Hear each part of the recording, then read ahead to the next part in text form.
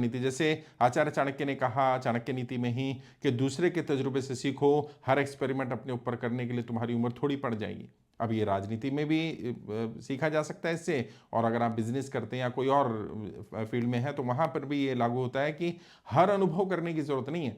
कई लोग कहते हैं नहीं साहब मैं खुद करके देखूंगा। अगर थॉमस अल्वा एडिसन ने 10,000 बार एक्सपेरिमेंट करके एक बल्ब बना दिया तो अब जरूरी नहीं है कि दोबारा आप बल्ब पर रिसर्च करें और रिसर्च करके बल्ब बनाए, मार्केट से जाके 10 रुपए का खरीद लाइए। तो सच्चाई यह है कि आचार्य चाणक्य की रणनीतियां हर परिस्थिति के हिसाब से हैं। और कई लोग यहीं आकर कमेंट करते हैं, अभी भी आ जाएंगे, कि चाणक्य तो काल्पनिक करेक्टर है। इससे फर्क नहीं पड़ता कि कोई करेक्टर काल्पनिक है कि नहीं है। बहुत सारे लोग तो धर्म ग्रंथों को भी काल्पनिक बोलते हैं, बहुत सारे लोग तो धर्म को भी काल्पनिक बोलते हैं। लेकिन जिससे जो चीज़ सीखी जा सकती है, जो अच्छी चीज़ सीखने की है, वो सीख लेनी चाहिए।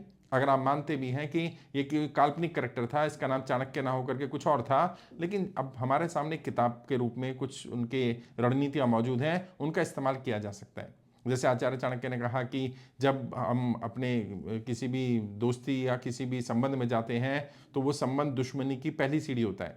यानी जब भी आप किसी संबंध को स्थापित करें, चाहे वो राजनीतिक रूप से हो या पारिवारिक रूप से हो, सामाजिक रूप से हो, वो संबंध शुरुआत है, मतलब दुश्मनी की सीढ़ी है दोस्ती, ऐसे कह सकते हैं। या वहाँ अनबन हो सकती है, या आपका दोस्त ही आपका सबसे खतरनाक दुश्मन हो सकता है। इसलिए जब ये बात आई चाणक्य नीति में कि भाई अपने राज किसको बताने हैं, तो आचार्य चाणक्य ने कहा कि अपने खास जो राज हैं या जो बिल्कुल ऐसी बातें हैं जो टॉप सीक्रेट्स हैं, वो किसी को भी नहीं बतानी।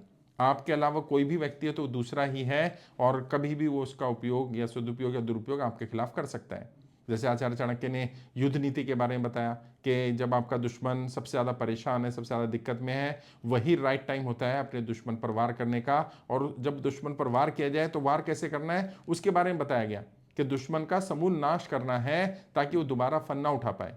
और जैसे आचार्य चाणक्य ने कहा कि भाई राजनीति में भी उसका इस्तेमाल होता है, और जीवन में तो लोग करते हैं कि भाई अगर आप जहरीले सांप नहीं भी हैं तो भी फुंकार ऐसी मारिए कि लगे कि हाँ जहर है इस व्यक्ति के अंदर, या इस सांप में जहर है। अब इसका